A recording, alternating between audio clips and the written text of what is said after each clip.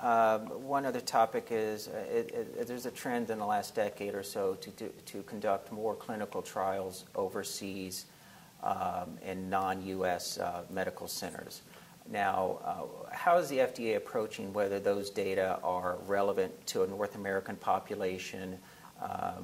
Some recent drugs, such as the Jupiter trial for Crestor or ticagrelor, conducted heavily overseas, and then when they looked at the European or North American population, they had different efficacy. So what's the approach of the FDA with this newest issue?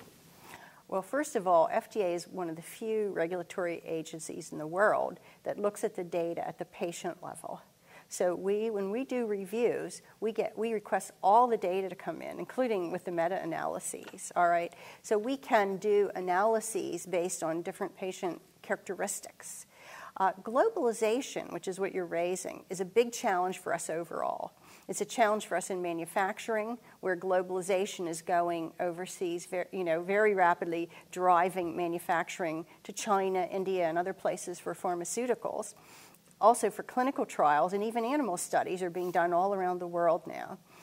I think it's a good thing that people in China and people in India and people in Eastern Europe and everywhere are enrolled in clinical trials, and we find out how the drug works in them and in their healthcare system.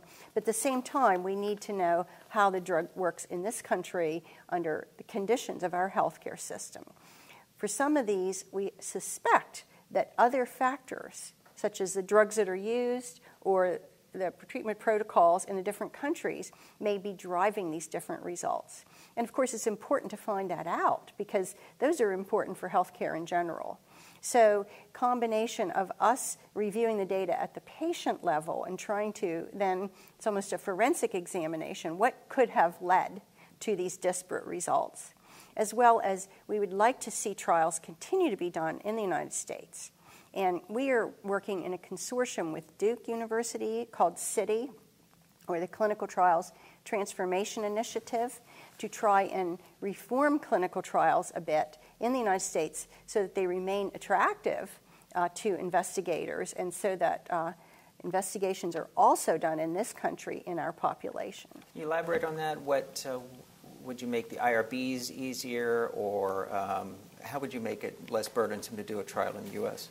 Well, both working with the IOM Drug Forum and with CDER, we're trying to identify the different factors other than cost. And of course, cost is a real factor, but many of the companies and other people say it isn't necessarily cost that's driving them overseas. It's the time to get people. It's the fact that many trials in the United States are not ever fully enrolled. Many sites don't enroll any patients after all that work is put into them. They can't find the patients. There's a huge amount of bureaucracy and paperwork in the United States.